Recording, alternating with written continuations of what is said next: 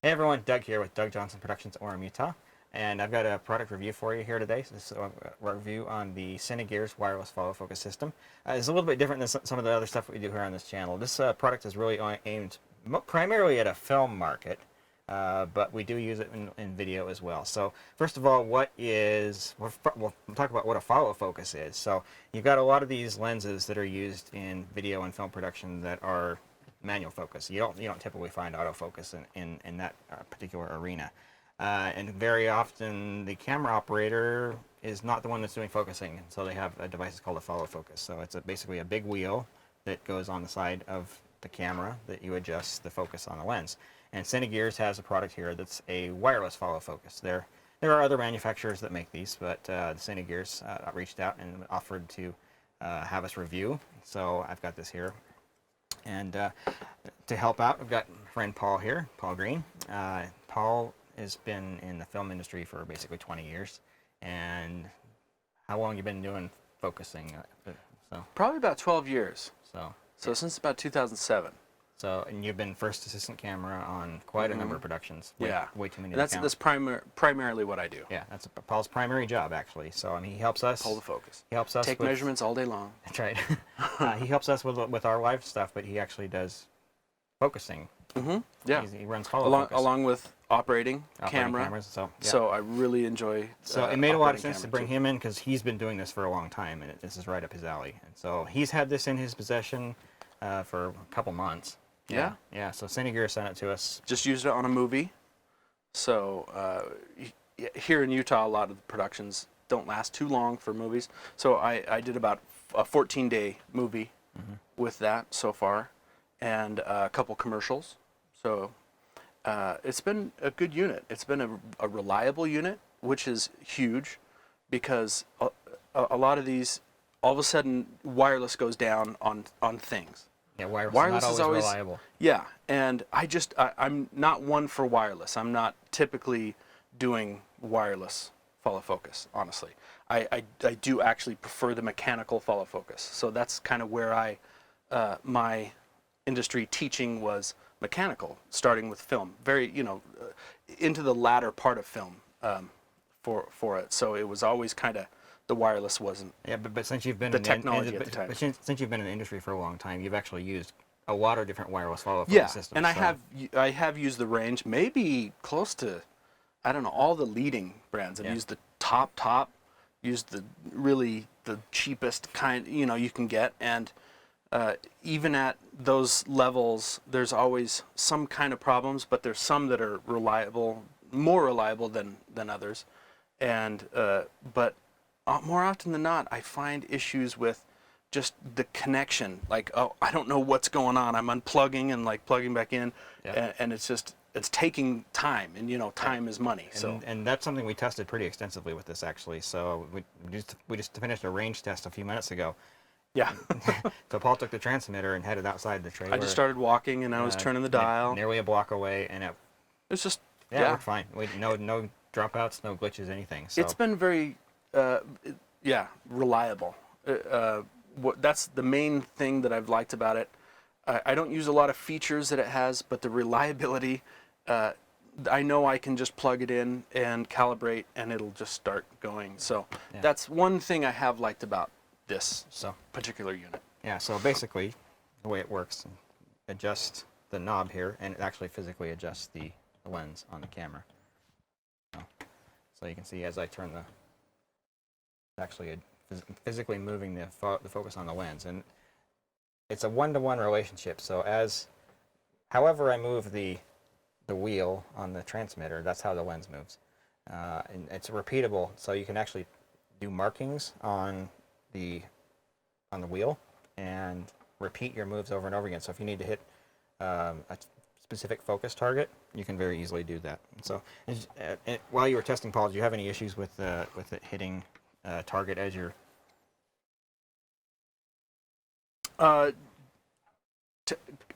explain that a little, what you mean about that? Okay, so as you're using the follow focus system and you have your markings on your wheel, was the lens able to hit the desired focus point? Oh yeah.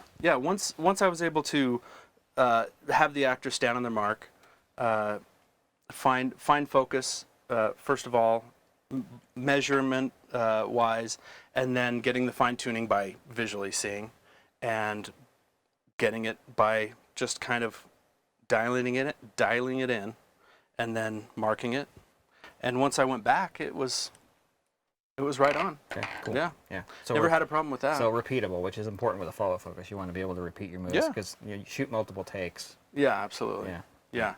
So. Now, as far as the repeatable, Oh, I wonder if we should talk about presets. that. Yeah, the presets. I've never used the presets. This has a function to land on marks using presets, which is, There are 4 of them.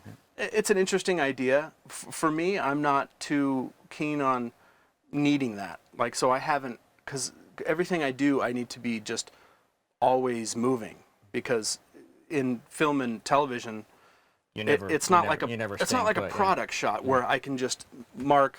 I can have this ABCD mark and push the mark and have it go to a certain focal field and But I just actually, count I on it actually, to I stop. actually have used the preset feature though. Like when I shot the trailer video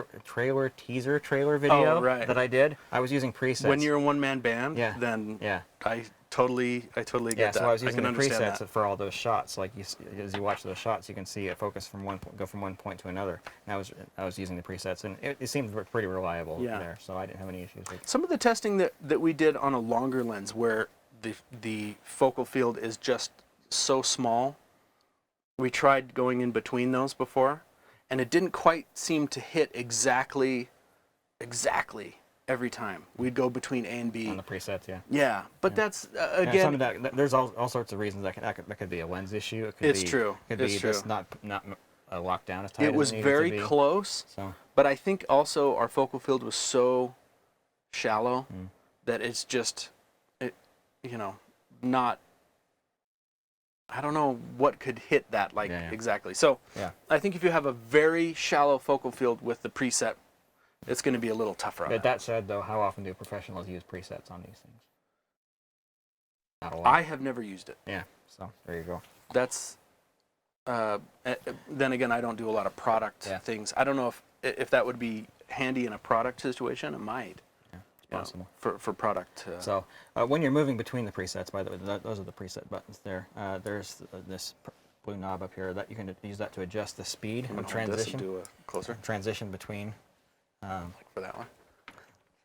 Transition between a couple different shots. So hit the A preset button there, Paul. Yeah. So there is A. Okay, so you see the lens go, and then if we adjust the blue knob there to turn up the speed, and then press B, and it'll go to preset B, and it'll go there pretty fast. So use the knob there to control. It's kind of hard to do that upside down. Yeah. So. Okay, so then you go slower, and it would go slower. Yep. Yeah, go really slow in some cases. Now the one thing I noticed about that though is you can't adjust the speed right in the middle of a shot, a transition. You have to set the speed you want before you actually hit the button. So speed slow, going to A. Incredibly slow. You can't crank it up in the middle. You can't crank it up in order to make it go faster while it's in the transition. Or you can just turn that off and do it manual. Yeah, which is what most people do. So. Just mark it. Yeah. I'm a little weird. I typically use my left hand, and I'm facing the dial kind of like this. Which is backwards from how most people do it. Yeah. Typically, people are on this side of the dial. I do it both ways, but I'm typically just very comfortable just grabbing it like this and not having to necessarily pay attention to every little detail, especially if the actor's off of their mark and they're just, maybe they miss their mark, or if they're just exploring the room and not going to their marks, then I'm just kind of, watching to what they're doing, and I can kind of remember that way. Anyway, that's an operator thing. But there's also, that brings me to this little feature, which is kind of nice. There's a light. If you're in a dark situation or a studio, there's a little light right there, which is kind of handy. A little hard to see under the bright lighting we're here, but I don't know if that would be blocked. No, you can't do that. Yeah, it's pretty soft. But there is a light there. You can see it going on. Yeah, and so that helps you to find you to find your mark in the dark. Yeah. So if you had your dial marked like this, you might be able to see those better in the dark. And in terms of other features, there is a record start stop button on the transmitter there, and then that corresponds to a couple of outputs that are on the motor that you can plug into your camera in order to remotely start and stop your camera. It's the LAN C. Yeah, the LAN C, and then there's one other type there. So most cameras are adaptable in one way or another. Just need an adapter for some of those cinema cameras because I really wanted to use that feature, especially when you're putting this on something like a handheld stabilizer or a jib. Or a jib. Yeah, Yeah, it's out there. Yeah, it's it's far way out away, there, and you yeah. want to hit record. You want to run over there and hit record button. Yeah. So for a lot of cameras, you'll be able to do that, but Yep. you might need an adapter for cinema cameras, especially like a Red or a Yep. Arri or something. I don't know Yep. if they have a LAN C. Yep. So in terms of setup, the motor attaches to rails. So you have to have a camera system that has rails. It's a little hard to see there, but there's a rail there. It's a 15mm rail. This also comes with a connector for 19mm rails as well. Yep. So you can do either one. That attaches to the motor. Yep. And if you lose your other 15 and you just have your 19, there is an option here for like a little 15mm adapter. So Yep. that's kind of handy. Yep. So once you've got that set up, you've paired the transmitter and receiver, you come over and you press the set and A buttons, hold those down, and then it will actually calibrate. You can see it moving there. So it's finding the closest and the farthest focus points, and then those correspond to the far left and far right position on the wheel. Yeah. So you can A must. use the entire range. I mean, that's... However, if you're using a lens that doesn't have hard stops, or you only want to use a limited portion of the focus range, I didn't know about this until very recently, Yeah. which would have been very nice because I'm not typically using a lens. I'm usually using cinema lenses with hard stops and the teeth. But if you happen to find yourself using a lens that is doesn't like a photography lens, a photo lens, Yeah, it doesn't have hard stops, meaning the focus will just the wheel you keep can turning spin it. after you Yeah. reach the end. It'll of just go the lens, infinitely. yeah. So this lens this system has a way to handle that. So you can go into a calibration mode, move the wheel, or actually use the buttons to go to one extreme, so the telephoto extreme, and then you can move and then set a stop there, and then you can go to the other extreme, set another stop there, and then the entire range of this wheel only goes between those 2 points. Yeah.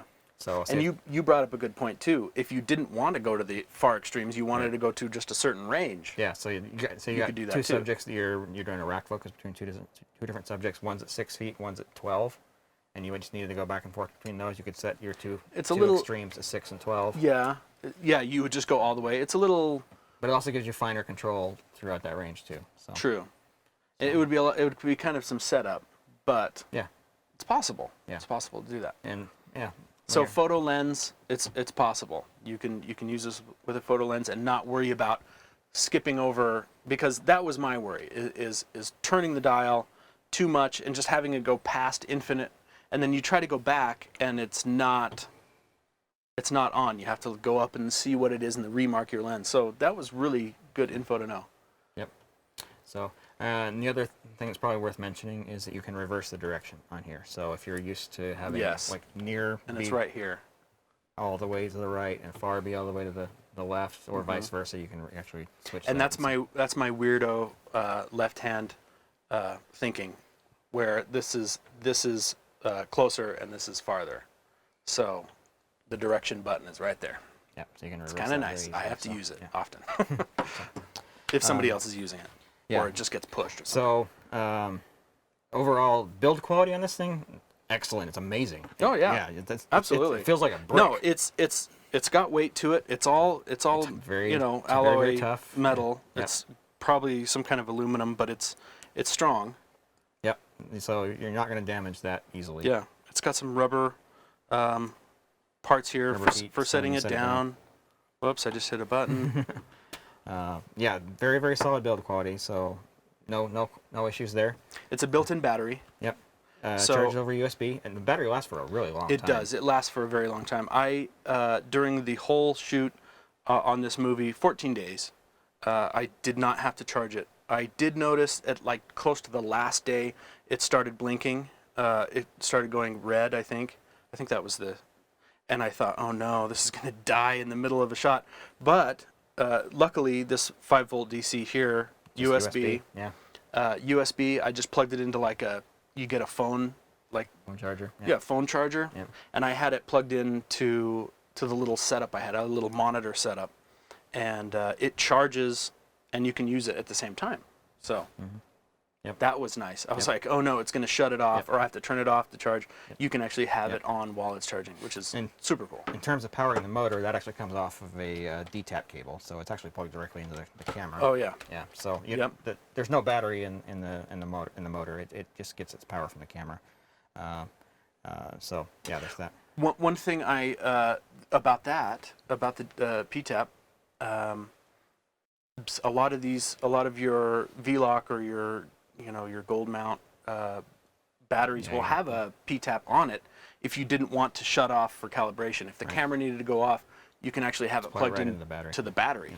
Yep. And on my jib, on one circumstance when we were out there, I didn't want to have. I had to kind of rig this whole setup, and I had the follow focus, and I just hooked a battery onto my jib, and just had it on all the time because I didn't want to have to recalibrate because we were using the same lens for a while, and I knew we were going to have to unplug and move around or something like that.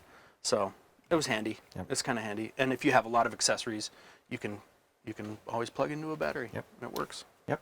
So and the other thing. I was going to talk about this too. Oh, Sorry. yeah. The other thing we want Yeah. to mention is they also have other transmitters. So this is a little mini transmitter.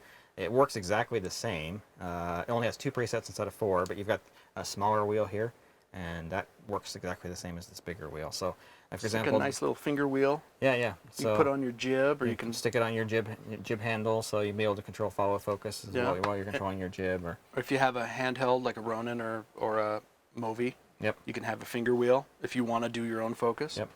Or And you if- don't have anyone to and do if- it. Normally, they don't include both of these in one kit. They just happen to send both of them for us. But if you wanted to get the little one, but you still have the big wheel, they do have a plastic wheel that you can stick on there Oh, in order to right. give you the full size. So a little different because you're going like this instead of like this. But Yeah. but they do have that as an Springs option. here.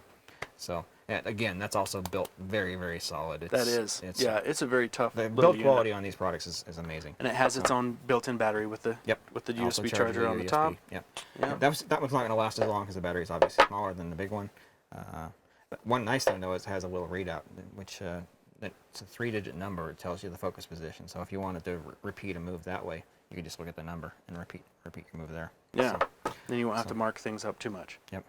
Has a lanyard. There's a lanyard, This was yeah. very nice. Yeah. When I'm walking the around bottom. trying to do other things in between takes, I feel like, oh man, I don't want to set this down anywhere. You just hang it from Like there. I'm just hanging from my neck. Or what's nice, there's a quarter 20 on the side, and what I've done is I've hooked if I can unhook it from that, I've hooked an Israeli arm or an articulating arm with the quarter 20 to the side, and used this little C-clamp to hook to my setup. So I'll have a monitor with a battery. If I want to be like quick and move it around, I'll have my little stand and hook this on, have everything kind of right there, cup holder and all that stuff, and then I don't have to. Leather seats too. Yeah, leather seats and all that.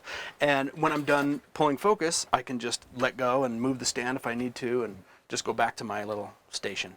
You focus pullers may have seen those. If not, that's a good option. Yeah. So, So. and there's just one on that right side. So anyway, this video is already kind of long, but generally speaking, I think we do like the product.